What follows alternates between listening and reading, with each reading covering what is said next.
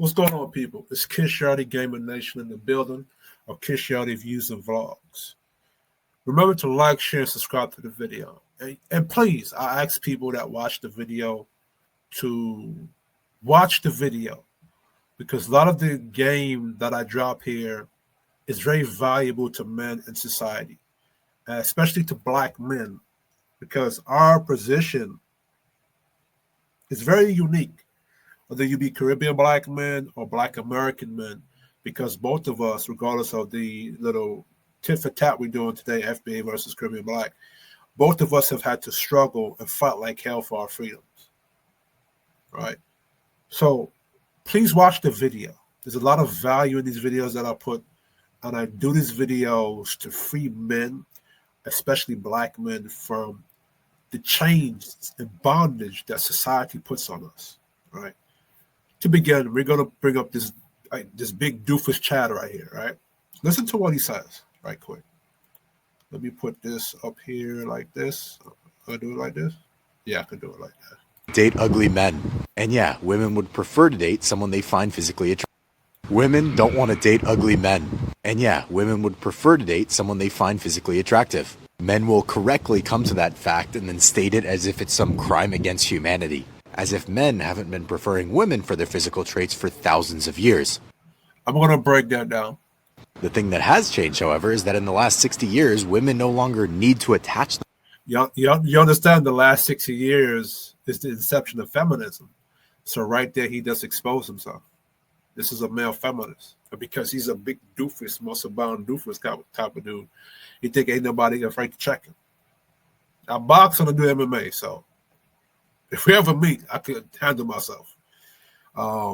Let's go. Themselves to a man for financial security.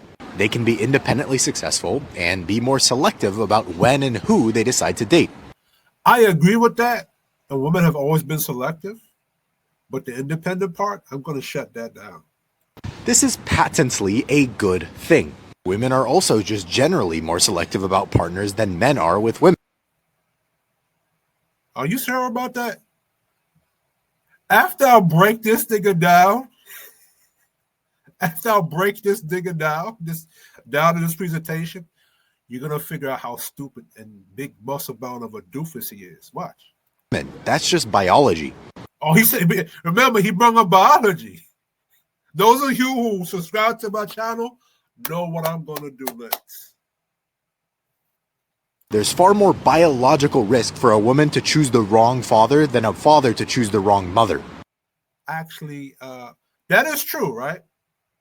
There's a lot of biological risk when the woman chooses the father, but there's also a biological risk if the man chooses the wrong woman. There's a biological risk for that. That's why women are not allowed to be promiscuous, because she can catch STDs, or she can pass those STDs she put onto the child, and she can give STDs to that man. As a matter of fact, in modern day society, especially in black culture, there has been a risk for black men picking the wrong type of woman. Child support. If you don't pay your child support, you lose your license. You lose your anything where you have a license in something. I'm a construction worker. So if I get the wrong woman pregnant, I can lose my job, my ability to work. And if I continue to not be able to pay that child support, that throws me in prison. So there is a risk, a biological risk for men when we choose the wrong woman. There's always been a biological risk throughout history. I'm going to break that down too. Many kingdoms have fallen because the man has picked the wrong type of woman. That's how Troy fell. Literally, the woman was the Trojan horse in Troy. She was the Trojan horse that got Troy destroyed. So there's a big biological risk historically and in modern time where men, risk for men. Let's continue. However, in modern times, what this means is that as a man, you need to, well, do more. It's the same performative cycle. White men. We get it over here. In black culture, it happens to us too, but white men, this is what's going to destroy you. See, All you right-wing conservatives out there that like to black, especially the white manosphere, that like to talk about Pookie and Ray Ray and what black men are doing, we're not your biggest problem. The biggest problem is your own. Because this is the common thing that has been told to black men, and I think white men too, that we need to keep doing more. Why would we need to do more if you just said that women are financially independent, which means they don't need a man? So if they don't need a man for financial dependence, why do we need to do more on top of what we already doing to gain women if they could do this shit by themselves and they don't need us? Why do we need to do more if they don't need us? It's always the thing. It just repeats itself. But when I used to hear the black boomers, and we used to ask them dating questions, it was always, you need to be more of a man. If the woman was disrespectful and she wasn't following our lead, you always got to do more as a man. The boomers, in black culture, I don't know about the white boomers, but in black culture, the boomer men never taught black men how to distinguish between the lady, the 304, and I might break that down here today too. The lady, the 304, or the just regular everyday good woman. The boomer men never taught black men, okay, if this, you got to take the woman where you want to take the woman. The woman is along for the ride where you want to take her, right? The lady is not going to be disrespectful to where you want to take her. As a matter of fact, the lady is also going to contribute something to the date, right? And if, say, for example, and I dropped this game in a previous video, this is how I operate, right? Say I take a chick to Jubilees on a date for the first time, and say she's disrespectful to me, right? Cursing at me, see what I'm saying? Want to order something off the menu extra after I told you this is what we're going to eat. You know what I'm going to do? I'm going to end that date right there and go home. Say I get to a next chick and I take her to Jubilee that day. Now, Jubilee is actually a place I like to go. I like eating at Jubilee. That's a place I like to eat at. It's like where I like to go. One of my places I like eating. And this actually happened to me before, right? I took another chick to Jubilee. And this was like after work. Right, I do construction, and after I do construction, I go to Jubilees on Jamaica Avenue. I go to Jubilees on Panda Express. I just like that, right? So I took her to Jubilees after work. I said, "Yo, I could get off at work at this time. Let's go to work." Me and this chick I was dating, the next chick I was dating, we were having a good time. Everything was good. So I was like, "Oh, cool. I like this experience." So the next time I set up a date like 2 weeks after that. I said, after work, we're going to go to Golden Cross and eat something. So I didn't feel like eating Jubilees again. I feel like eating something light. This bitch started complaining and cussing me out. So I cussed her out back and clicked. Guess what? The whole point of that story is, right? If I take a chick out to the first date and we had a good experience, then I wanted to take her out to Golden Cross, and she didn't like the fact that I took her to Golden Cross. She started being disrespectful to me at that point. That's a way for me to find out if this chick is really for me or if she's really there for the date. That's how I vet women, right? Because if a woman really liked you, really fucked with you, really desired you, she would go with you no matter where you took her. You could have took her to Rue Chris one day. You could have decided to take a walk on the park. She would just went. And she would have had the same good attitude. She would have loved and appreciated you because it's not the date she's after. It's you she wants. She wants to be in your presence. She wants to know what you are, how you feel, what you look like. You see how when he said he don't like ugly men? I'm not a pretty Chad doofus like him. But I know a lot of ugly Jamaican niggas, dark-skinned Jamaican niggas from East New York, Brooklyn, that could take a lot of the women he got. And he a big muscle-bound nigga. I have done it. You understand? I'm a Jamaican nigga. And I've put the lyrics on some of the baddest women. out here in New York. You feel me? I'm talking about caramel, black, light skin, snow bunny, all that.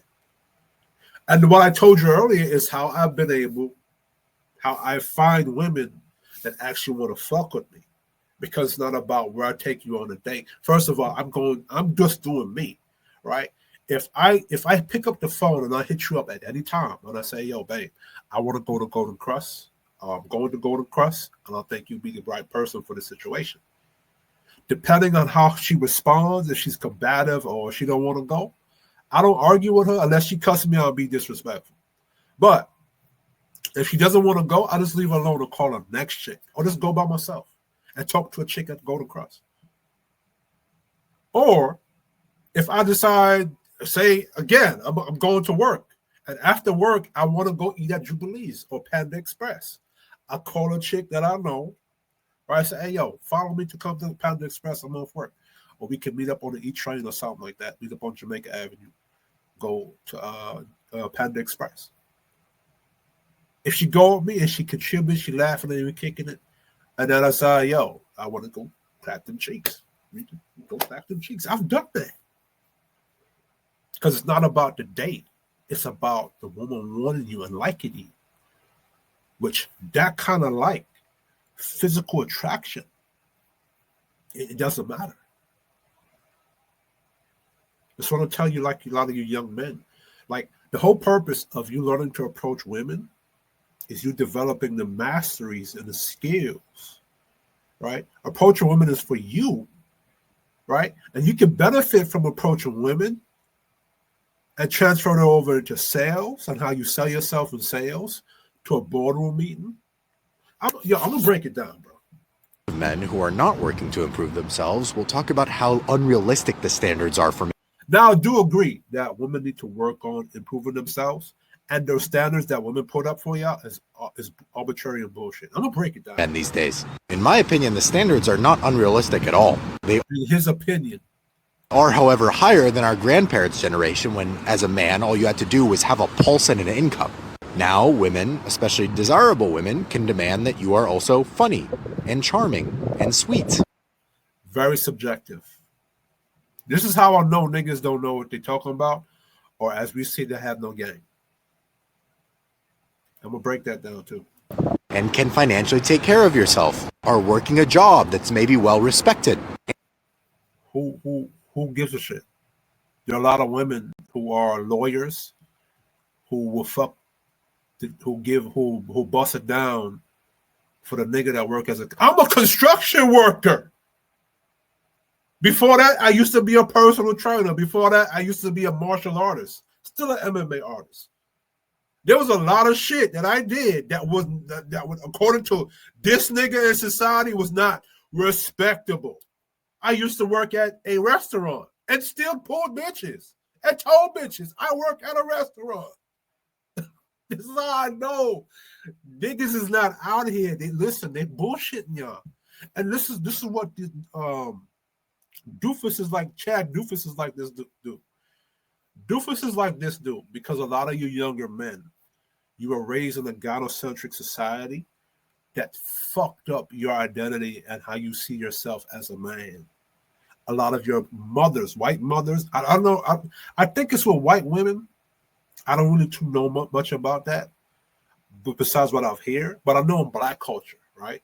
A lot of black men was raised by their mothers, black mothers. And all we heard was niggas ain't shit, niggas ain't that, niggas is always broke. And mind you, it could be a black man that's like Carlton from Fresh Prince or Philip Banks, well-to-do, got money, about his business, dominant, all that shit. But because he doesn't fit a certain gangster archetype, our culture calls those men lame. Look how they do Russell Wilson. Every minute you pop up on YouTube, somebody's trying to critique Russell Wilson but call him he's not a player, he's a lame. He's not a player type of guy. And he's not a player type of guy because he can't attract black women. A certain type of black women. But if Russell Wilson was to do like Wesley Snipes and go date him a Korean or a white woman or some type of Asian or Mexican, the entire culture will call him a race traitor, some kind of coon or sellout. So black men, our identity and our masculinity, we don't get to define that for ourselves. The dumbass black culture defines that for us. You know what's so fucked up about that? We went through 400 years of slavery, and we had not talking to this brother, I'm not saying he's racist, right? Just doofus. 400 years of a slave master, defining how we were as black men. Now, by our own culture, defining who we are as black men. And we're enslaved to how our culture defines us as black men. Think about that. And as I alluded to in the beginning, maybe they prefer someone who's good looking. In fact, all of these traits are one that men look for in women as well. But for the first time, no. He's wrong. Men are now feeling the weight of being graded on these metrics. That's because they were not graded by those metrics before. Watch when I break it down. If you're a young man and you've struggled with dating, the answer is not to become a doomer. It's not to go on esoteric boards and complain about how women are evil, or to try and change physical traits about yourself. Now, I do agree with that, right? Women are evil, but for men, you can make valid complaints, but at the same time, you have to address the situation you're in, right? You have to adapt to the situation you're in. As he said in his video, 60 years ago, or the past 60 years, women has adopted to feminism. So a lot of women, they're programmed to not like men. You understand? And as men, we got to understand that's the field we're playing in right now. And you got to free yourself from performing for women and what society and this doofus is telling you to be as a good man.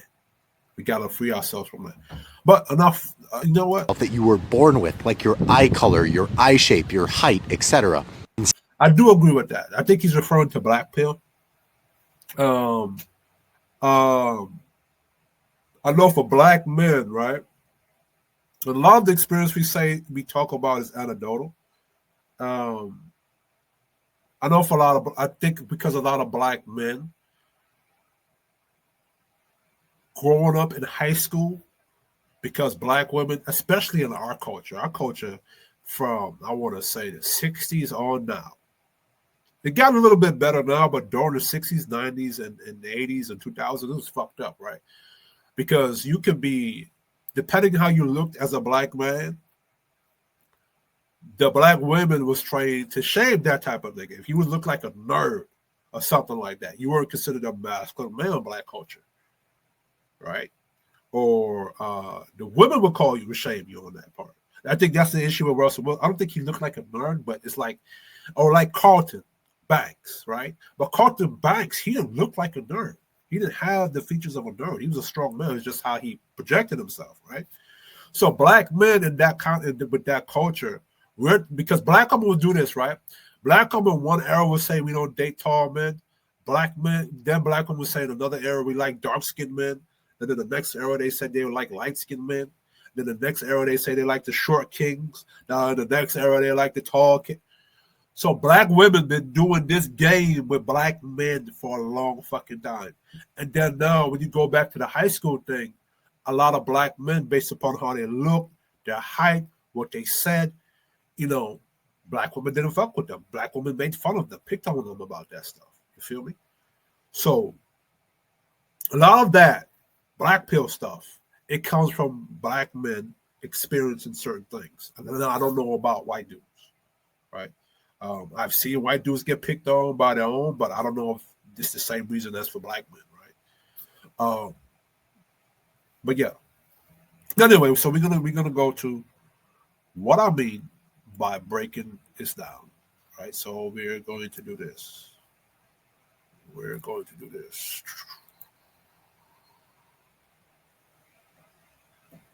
So let's look at this first right here. In the Victorian era, men derived identity from external performance, fulfilling duty, providing stability, maintaining order. This was effective because women were socially bound to reciprocate and respect that structure.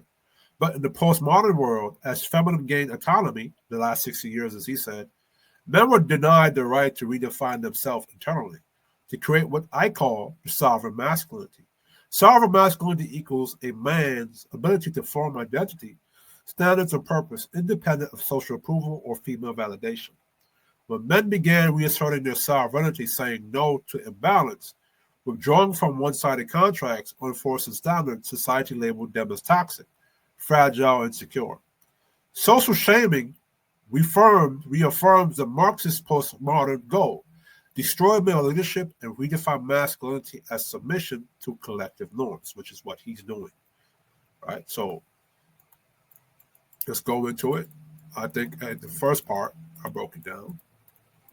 I can break it down.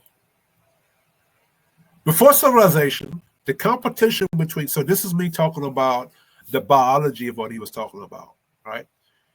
Before civilization, the competition between men and women wasn't about aesthetics, social status, or emotional compatibility. It was about survival. Every role existed to ensure the continuity of the tribe or the clan. The biological and behavioral distinctions between men and women evolved not through ideology, but necessity. Men competed through strength, courage, and provision. Their value was measured by their ability to hunt, fight, and protect. A man who could bring food, defend against threats, and create tools or shelter was desirable, not just for personal reasons, but for the tribe's survival. Women competed through fertility, nurturing capacity, and resource management. Women who can easily successfully bear children, nurture them to maturity, and gather resources or domestic space were vital to the tribe's continuity.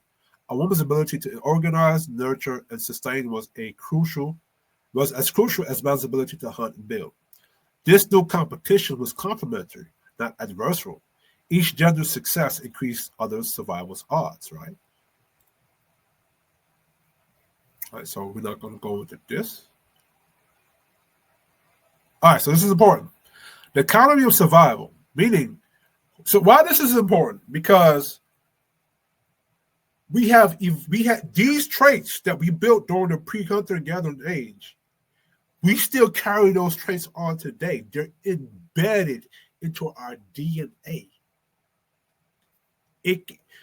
Now, it might change depending on the era, but it's still always going to be embedded in our DNA. You can't walk away from bioevolution, right?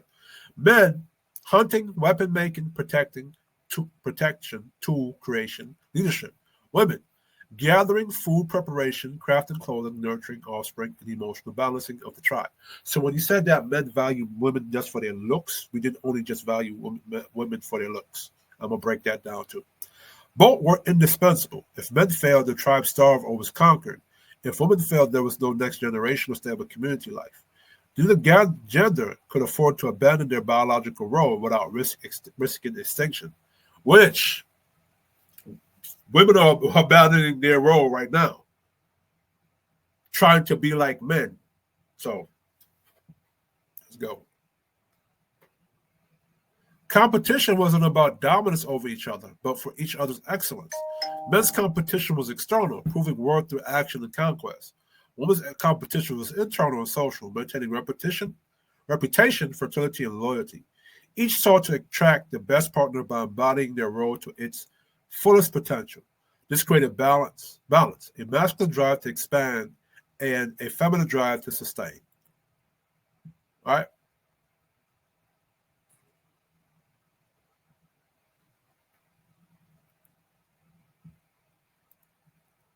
Look, when viewed objectively, gender competition before civilization wasn't oppressive, it was symbolic.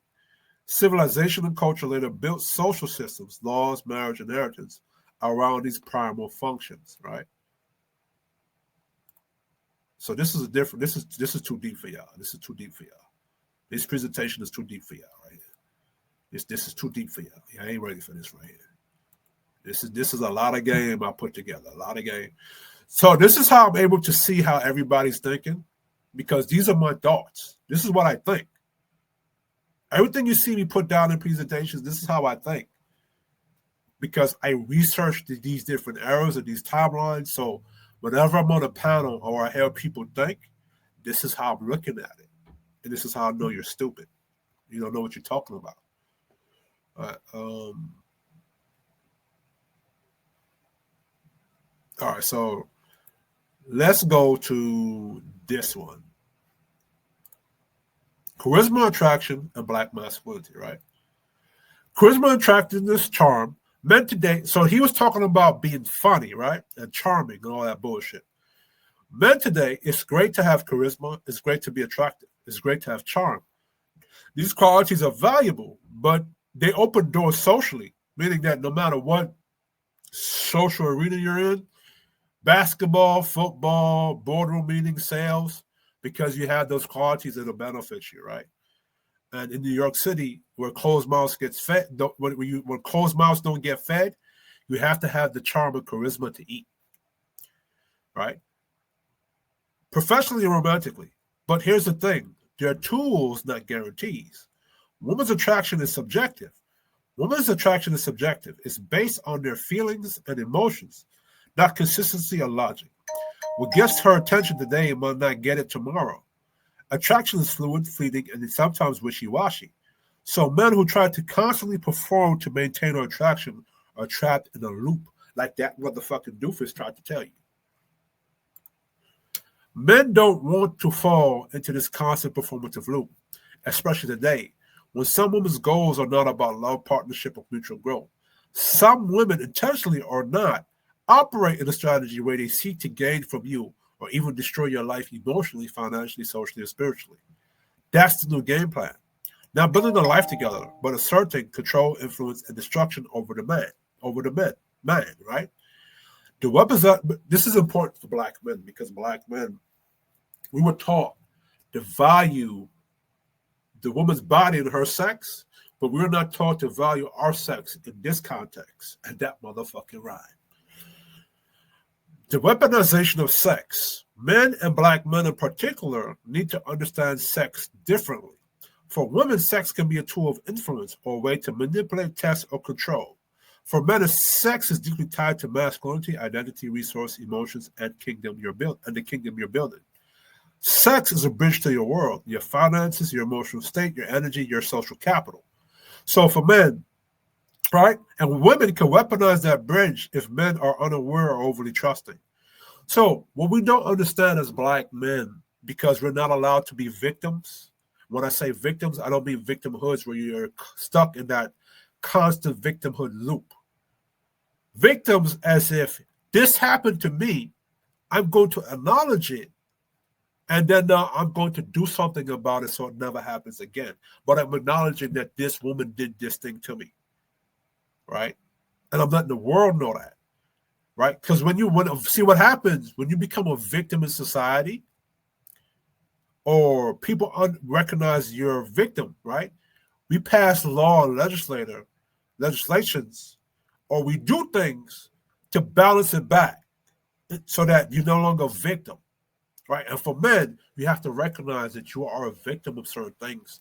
So now you can change the situation so you don't allow it to happen to you again.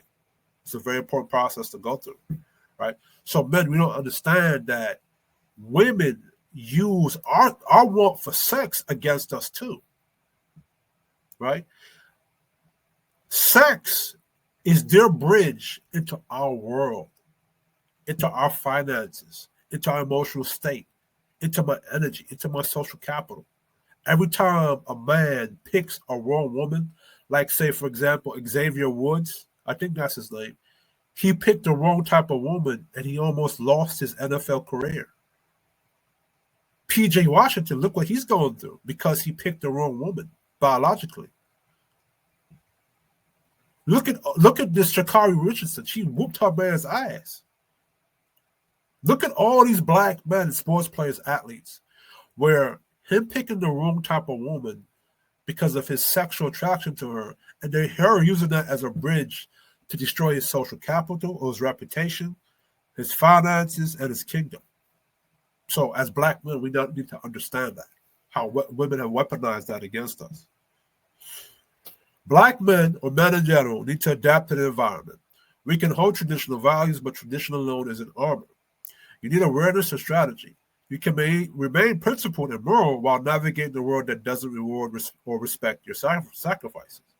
But you cannot compromise your identity or standards to fit a culture that undermines you, right? The systematic problem. Men are being forced to constantly tweak and adjust their identities, like the doofus over there was saying. Society, culture, and media continue to redefine masculinity for men, often to fit a narrative where men are blamed for women's unhappiness, or where black men are painted as a dominant, dangerous, or disposable. We adapt too much, overcompensate, or try to fit into a world that doesn't respect us, and it drains our energy, confidence, and legacy. Black men, your women are deleting your children by the thousands.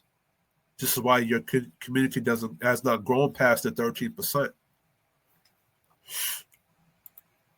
Black men need to wake up, adapt, and protect themselves, emotionally, financially, spiritually, and sexually. Adapt doesn't mean compromise your values. It means being strategic, aware, and sovereign. Know your worth. Protect your resources. Set boundaries. Preserve your masculinity. Stop letting society, culture, or toxic dynamics define your identity. Stand in your principles, but navigate the world intelligently. I told you I was going to break it down. Thesis. Charisma, attractiveness, and charm are powerful tools for men, but men, especially black men, must understand that women's attraction is emotional, subjective, and sometimes manipulative. Because men's identity, resources, and sexuality are intimately linked to their masculinity, they cannot afford to operate in a constant performative loop or compromise their standards to appease others. The modern black man must balance principled traditional values with strategic adaptability, protecting his autonomy, resources, and emotional integrity, while navigating a society and culture that often undervalues and weaponizes his contributions. Key takeaways. Charisma and charm are tools, not guaranteed, right? So, y'all can really read that for yourself. You can pause the video there and read it. I want to put this one in here. He said something about physical attraction, right? A distinction between a man looking good, physical attractiveness, and a woman being sexually or arousally attracted to him.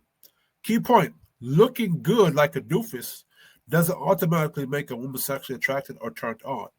Women can feel sexual attraction to a man who may not meet conventional standards of physical attractiveness. Like I told you, there are plenty of dark-skinned, ugly Jamaican niggas that can take your best bitch, and he don't need to have money.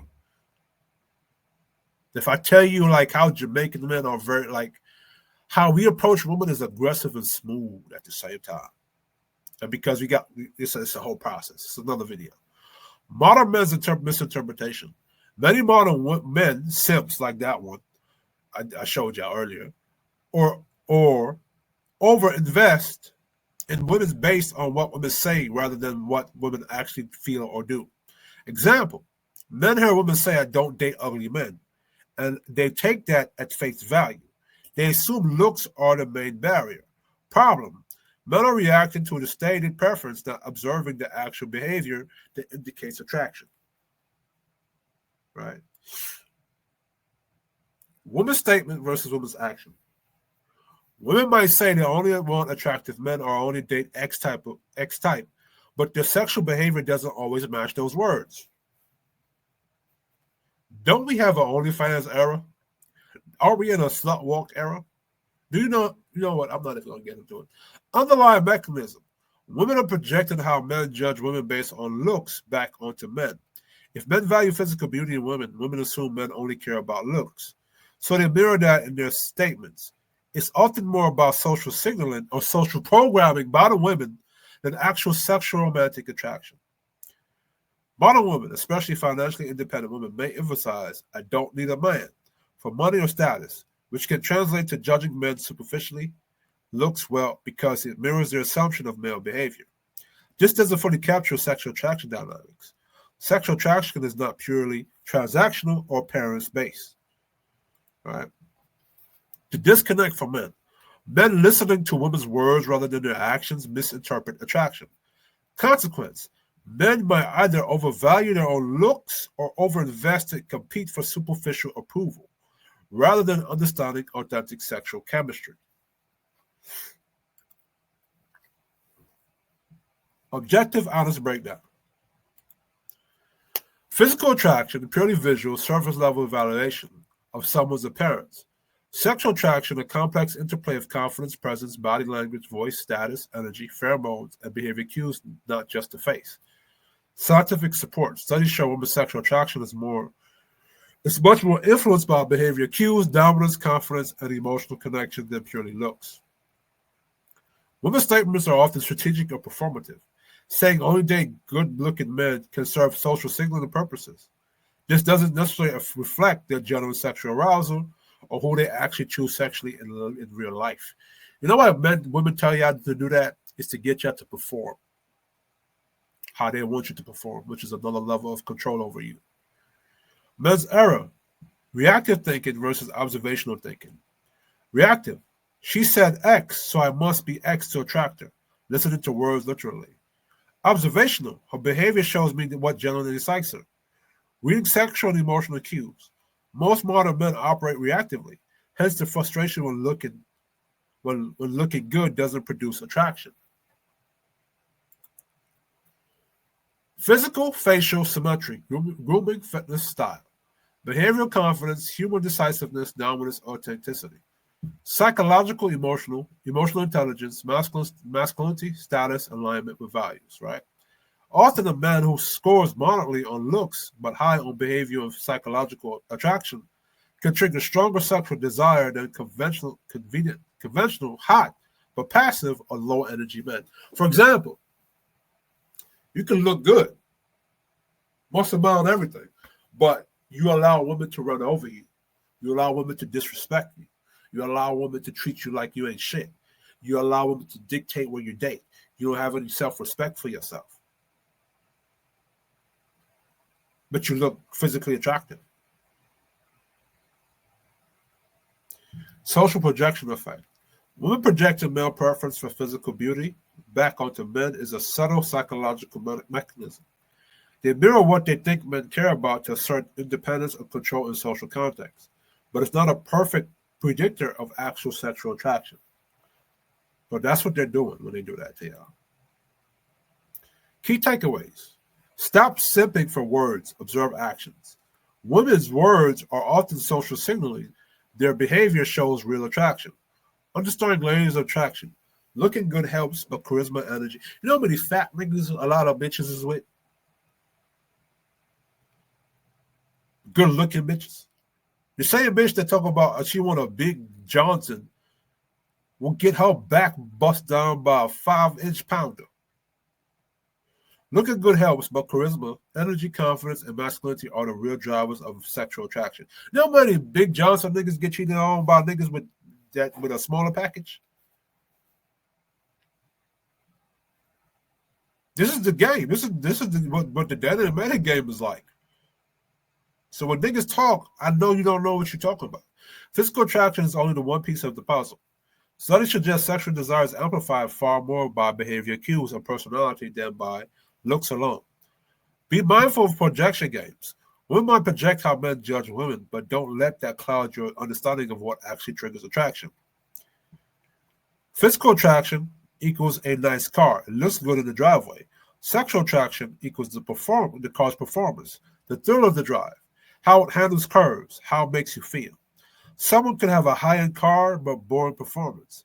People admire it but aren't drawn to it emotionally. Someone else might have a modest car but incredible performance.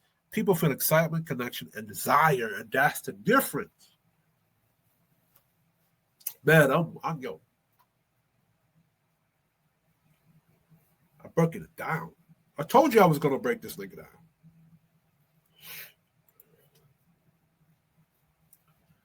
Men's attraction are biologically wired. So this is what he talked about, the biological level, right? Men's attraction, men are biologically wired to value physical features of women that signal fertility and reproductive health. Body shape, hip to waist ratio symmetry. Women's attraction, Women are biologically wired to value men for their ability to provide, protect, and secure resources, which historically ensures survival for themselves and offspring. Key point: these are biological imperatives rooted in the human evolutionary history. Women's modern financial independence. Statement: women say they don't need a man because they're financially independent. Now, observation: women often cite financial independence as a reason to reject dependency on men. Here's where you don't know what you're talking about.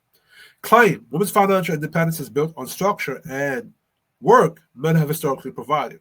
Men created the infrastructure of civilization, economies, jobs, and social societal systems. Without men maintaining these systems, the flow of money and opportunity would cease. Key point: financial independence is not fully independent in the absolute sense. It depends on the system men built and continue to maintain. Layer 4: social and systematic reality. Feminism, women, and women's ability to work, earn, and live independently are enabled by male-driven economic and civil systems, like your OnlyFans, right? If men collectively withdraw their contribution to these systems, the entire framework sustaining modern financial independence would collapse. Biological basis of attraction. Men's sexual attraction is strongly correlated with visual cues signaling fertility. Example: hip to waist ratio. Facial symmetry. Youth indicators. This is supported by evolutionary psychology work. Women's sexual romantic attraction is more strongly influenced by men's ability to provide, resources, stability, protection, status, confidence, and competence. Also supported by evolutionary studies. Conclusion: my observation aligns with evolutionary biology. Men and women prioritize different traits because of historical reproductive and survival pressures. Financial independence versus systematic dependence. Modern women earning money? True. They can work, own property, and manage finances independently. Structural dependency. Economies, infrastructure, and societal organizations have historically been male-dominated. Men's labor and systematic roles historically shaped the modern financial landscape. Counterpoint: while the structure argument is largely accurate, today's economy includes automation, women-owned businesses, and complex systems where contribution is more distributed. But the historical and financial influence of male labor and system building is undeniable, right? So even with a woman-owned business,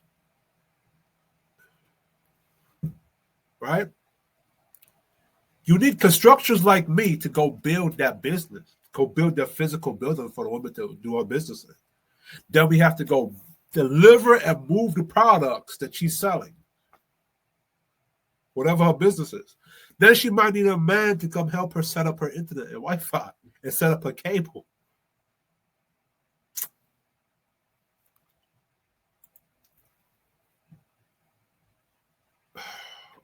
Financial independence can feel like full autonomy from men. Reality, independence is. You ever understood that after Donald Trump won the election, the attack against male masculinity has intensified? It hasn't ended. You know how I know that? Gen Z women voted for this communist dude out here in New York, this Muslim communist. That's how I know that. It's intensified. So what the feminists are going to do, they're going to punish men for voting for Donald Trump. Remember I said that. All right. Reality, independence is contingent upon the existing structures that men largely establish and maintain. Implication: some modern women may overestimate their ability to exist entirely independently of the social, economic, and structural frameworks historically created by men. This is why they're not trying to get rid of men. They're trying to flip you on a submissive, subservient role, as I said earlier, right? Because they still need your labor. This is why that doofus doesn't understand what women are doing when they're judging men based on their physical looks. Right? Biological attraction. Men and women have fundamentally different criteria shaped by evolutionary pressures, right? So I already went through that. I don't have to go through that again. Men's attraction, like a compass pointing to resources of fertility indicators. Women's attraction, like a radar detecting capability and stability for survival. Modern independence, like standing on a bridge built by someone else. The independence feels total, but the bridge still depends on its original builders. Right?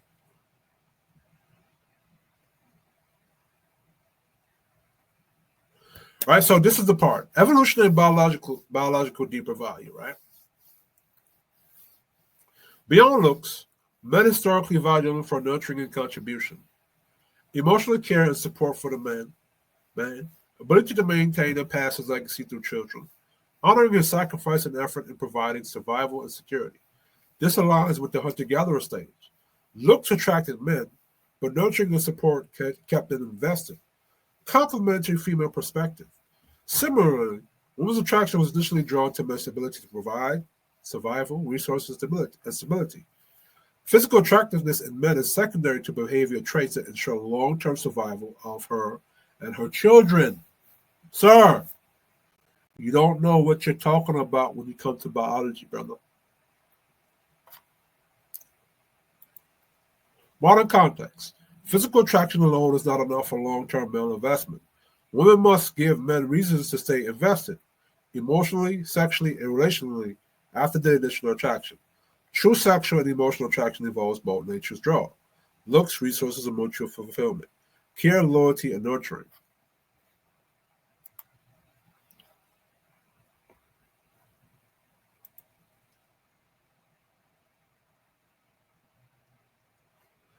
Nurturing, loyalty, honoring, sacrifices in the line that kept hooked, right? So, looks, resources equal debate on the fishing hook, necessary to start the interaction. Nurturing, loyalty, honoring, sacrifice equals the line that keeps the hook in the water, what sustains long-term attachment and investment. Without the line, debate alone would not result in lasting connection. So, the woman's looks, because that brother, he don't understand it. The woman's looks was what reeled the man in. What kept him invested or staying with her or not, depending on her performance to him. Nurturing, loyalty, honoring sacrifices. That's what kept that man invested in him. Not her looks. So I told you I was going to break this dude down. Good. All right, so he did a next video. Mean to be a man. If you watch a lot of the online male self-help space, then he's talking about the manosphere. You might answer something like being able to do what you want whenever you want, having complete and total freedom. That's not what a man is. That's not what a man is at all. That is the trait of a child who thinks that they should get exactly what they want. A real man does not what they want to do, but what's right. And oftentimes those are right according to who? Are in direct conflict with one another. Being a real man is about making sacrifices to protect and provide for those around you. I agree with that. And deep down, you know this. During a time of war, are the men the ones who prioritize their own freedoms and wants and... You said that during the time of war where the men have to protect the village. So of course they have to protect the village. Because if they don't protect the village, their wants or needs will not continue. So they're supposed to protect their home. So of course they got to prioritize that first. And escape. Are we in a time of war right now? Well, technically we are. We're on the brink of it, technically. Shit can rock off at any moment. For example, serving their country, or instead are the men who do the things that they probably don't want to do at the time and serve for their country to protect the ones that they care about. Of course, we both know it's the latter. Now, most of you hopefully won't have to go off and fight in war, but you should still embrace healthy masculinity in your life in small examples, like becoming financially responsible so that you can prioritize the needs and wants of your spouse and your kids over. He's telling y'all to perform for everybody else. See, I have no issue with that as a man, upgrading and stepping up your game, but you do that to master yourself and to benefit yourself. This is the problem I have with this dude. He's telling y'all to keep being performative for a society that no longer respects the men and our sacrifice to it. Your own, or becoming strong, both physically and professionally, not so that you can dunk on those who are weaker, but so that you can protect those who are. No, it's to dunk on a nigga that's weaker. If I could dunk on you, you're a weak motherfucker. If in the MMA gym and I box your ass, I'm better than you. It's your job to now step your game up and be better than me. Or learning how to manage, not ignore your emotions so that you can be a beacon of stability during unstable times. sir. In the hunter-gatherer stages, men had to ignore their emotions to be effective on the hunt, because if they allowed their emotions to go wild, they would fail their hunt or die. So men are wired to ignore their emotions. And second, nobody gives a fuck about a man's emotions in the beginning. You're doing it right now. You just shamed the self-help phase. You called them children for doing. You just called men children for expressing their autonomy, and now you're programming them to sacrifice their autonomy to perform for everybody else except himself. This is why I call you a simp. Many men, or should I say boys, will not put in the work to Look what you just did. understand their emotions, and then will act impulsively to external stimuli.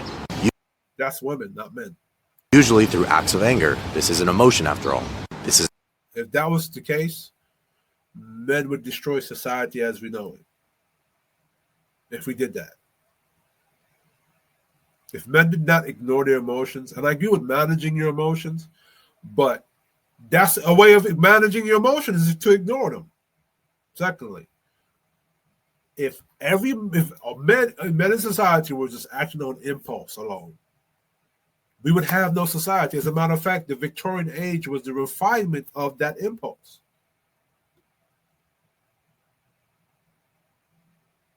What is he talking about? No different than a toddler who doesn't understand the world yet and gets incredibly frustrated when things don't go their way. That sounds like a woman you're talking. See, what he's doing is he's projecting feminists and how women act onto men. That's not how men operate in general. That is a temper tantrum, not a masculine trait. Real men are not measured by what car they drive, what house they have, the numbers in their bank account, or the number of women they've slept with. Real men instead are measured by the amount of vulnerable people that they've uplifted, often at the expense of themselves. You see that bullshit? In a society that does not respect.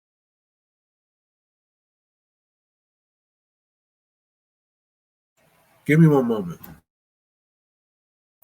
All right, so we're back into it. What does it mean to be a man?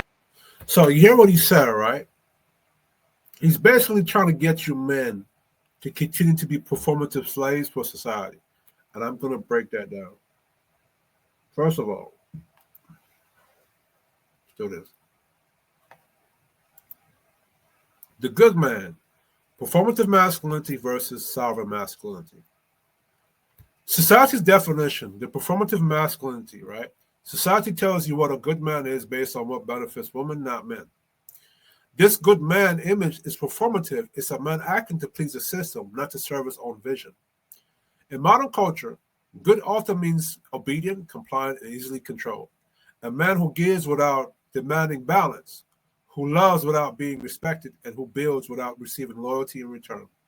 This performative version is often praised because it feeds into a system where the woman holds emotional or more authority over the man. The man's definition, sovereign masculinity. The sovereign masculine identity is how a man defines himself. It's a man saying, I decide what makes me a good man. Not society, not woman, not trend. I don't want to be a good man. I just want to be a man. My flaws and all, good, bad, the ugly, the great, the bad. I'm a man. I'm not always going to be good, and I'm not always going to be bad. It's going to be bad days. It's going to be good days. But I'm going to fight and die for mine the way I want to fight and die for mine. Not the way you tell me to fight for mine. That's what I loved about Muhammad Ali when he told them, I'm the people's champ. But I'm the people's champ the way I want to be, not the way you tell me to be. Sovereign masculinity means you build your own kingdom, your own rules, your own moral structure. You protect your own peace, your own boundaries, and your own code. You perform for your world, not for the world that tries to control you, which is what he's trying to tell you how to do.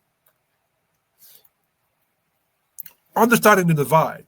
Performative masculinity exists for societal order and acceptance. Can be useful because every civilization needs men to perform, to build, to defend, and lead. But it becomes destructive when performance replaces sovereignty. Sovereign masculinity is internal and self-defined. You set the standards, then perform them on your terms. You perform as a reward for alignment, not as proof of work, right? Give me 1 second. I'll be right back.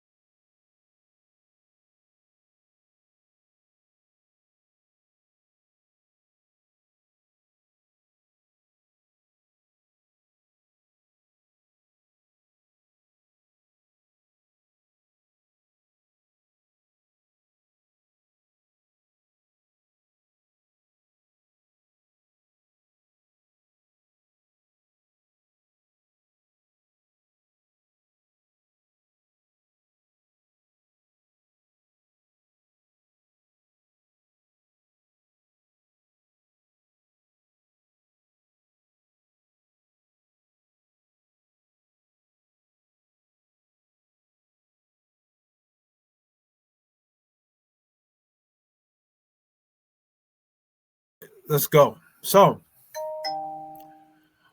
but it becomes destructive when performance replaces sovereignty. Sovereign masculinity is eternal and self-defined. You set the standards, then perform them on your terms. You perform as a reward for alignment, not as proof of work. Right? So, in other words, you're aligning to that structure or to society because society respects what you provide to society. It respects it respects your sovereignty and it respects your autonomy. So you perform for society because society performs for you. When society no longer respects your value or is destructive against you, you have to say to your own masculine code, is this the structure for me? Right? Why the Victorian model worked and where it went wrong. The Victorian model still had social societal expectations for both genders. A man's goodness wasn't judged purely by how much he pleased women. It was about duty, protection, and order and structure. Women were expected to live up to complementary standard, modesty, discipline, and loyalty. Where it went wrong is it made men bear all the moral responsibility for the relationship, while giving women moral innocence. In today's society, that imbalance has multiplied. Now, a good man is defined entirely by his ability to absorb disrespect and keep giving, which is what he wants you to do. The modern correction, reclaiming sovereignty. A man must return to his own sovereign rule. That means you decide your standard of respect. You decide how loyalty looks in your kingdom. You decide what level of obedience or cooperation earns your protection. You decide what type of woman fits in your world, not the other way around. Your sovereign masculinity says, before I perform for society, I perform for me. Before I provide for her, I protect my peace. Before I give the world, I honor my own order. The balance between the two. Sovereign masculinity is the foundation. Performative masculinity is the expression. Society benefits only when a man's sovereignty is intact, because that's when his work, protection, and leadership come from strength, not guilt or manipulation. If you remove a man's sovereignty, you destroy his reason to perform. If you protect his sovereignty, he will perform naturally for his legacy, his lineage, and his woman, if she's loyal to his order. Natural order of reward. When a woman aligns with your world, your performance becomes her protection. When she disrespects your world, she loses the benefits of that performance.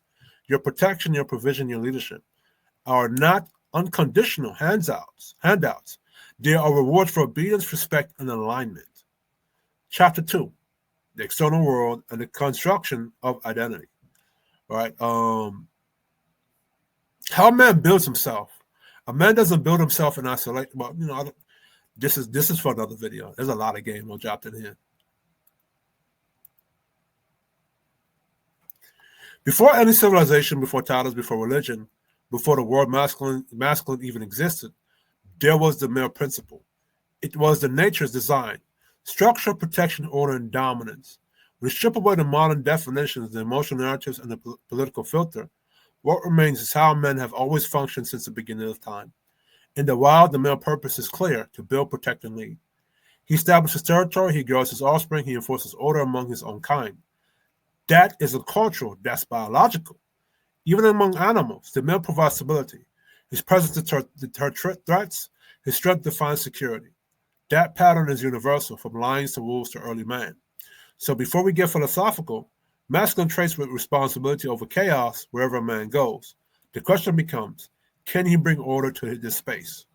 That's the core of masculine nature, right? So I went through a whole thing.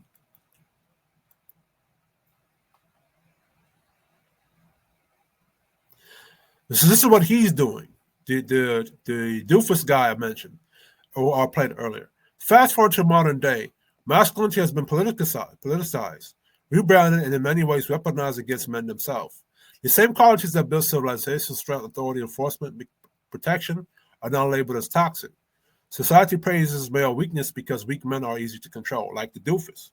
We've gone from men build and protect society to men should apologize for existing. That's the inversion of natural order.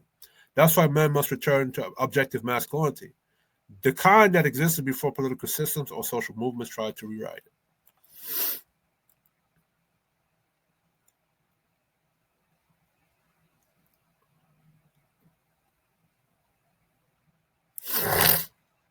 Throughout history, men built themselves on the core principles of masculinity: strength, order, and authority, and provision, and legacy. But not every era allowed men to define their sovereign masculinity, their own rules, their own kingdom, their own terms. When that piece is taken away, when men are forced to operate solely by external expectation, their natural power is hijacked, like what that guy is doing, right? Society, whether intentionally or through social chaos, has historically turned the performative aspects of masculinity into obligation. Men were expected to provide without choice. Men were expected to protect even when it risked their own survival. Men were expected to lead and obey rules imposed from outside instead of designing their own structures.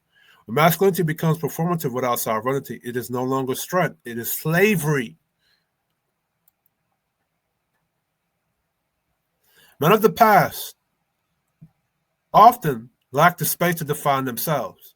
They could not choose which standards were worthy of respect. They could not define whether behavior was acceptable in their world. They could not enforce boundaries that protected themselves from manipulation and betrayal. Instead, the objective masculinity, the same core pillars that built kingdoms and tribes, was reduced to an obligation to serve, often benefiting others at the cost of the man himself. I told you I was going to break this nigga down. This is how I know who you are and what you stand on and what you're doing. A lot of these things I put on these presentations, these are my thoughts. Society has repeatedly used performative masculinity as a blank slate.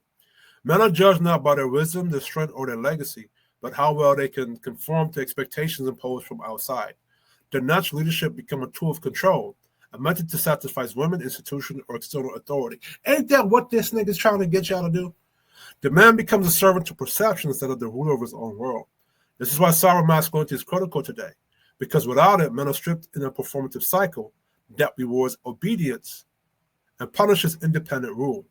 Because without it, men cannot protect themselves, their families, or their vision from manipulation.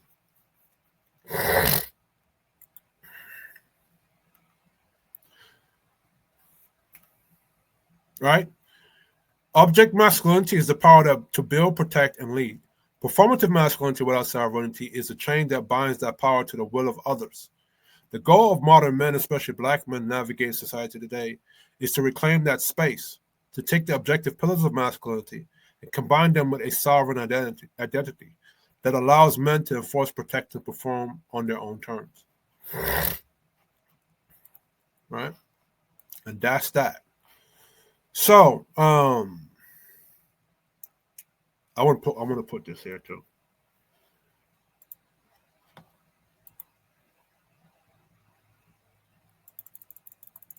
This is a lot of game I'm dropping.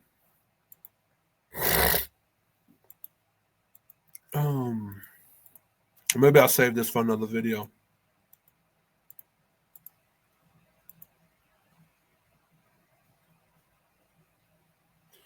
Let me use this example.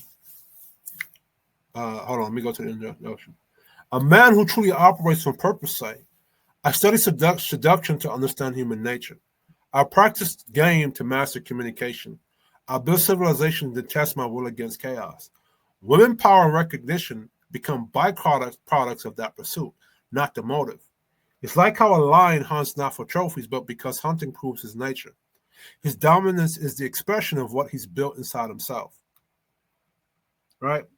Men do everything for women because, truthfully, men who think that way are still externally motivated. They have not ascended to purpose consciousness. The higher masculine says, I do it because I'm built to test myself against the world. The woman is simply what excellence attracts, right?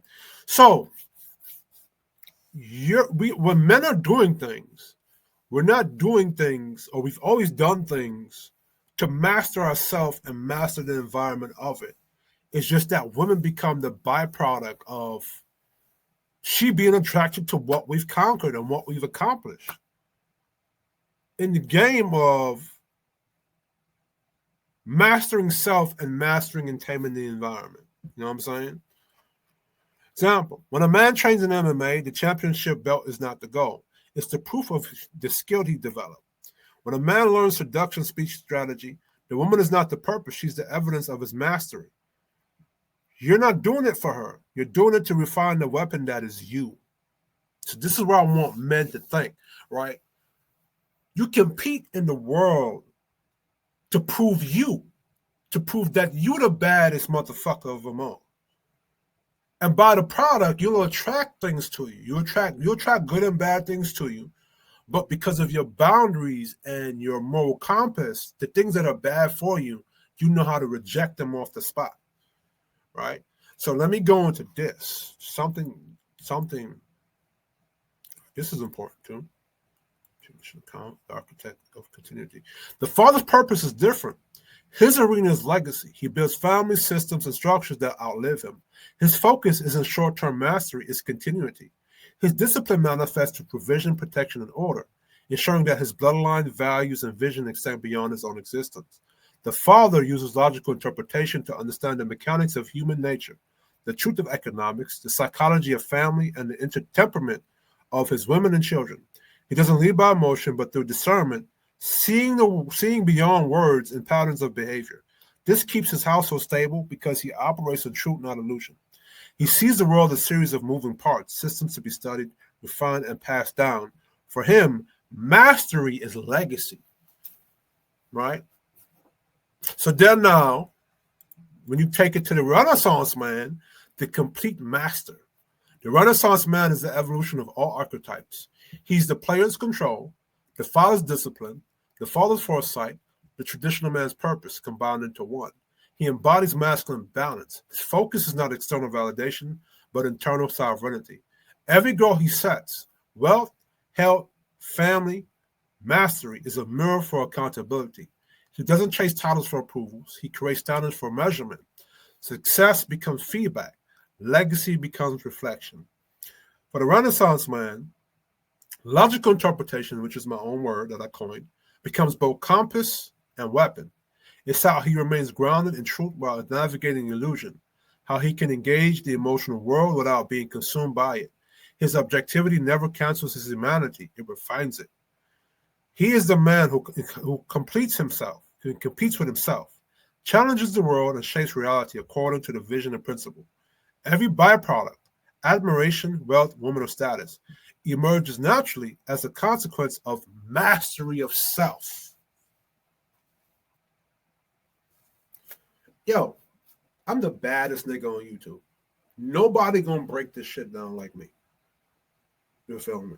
I don't know what nickname y'all gonna give me, but I guarantee you, when you see the thumbnail in this video, you gonna say this nigga kicking jokes. He gonna make fun of the nigga, the doofus. Or he gonna say this about the doofus. But after you watch the complete video and you watch the breakdown, you're gonna be like, damn. Anyway.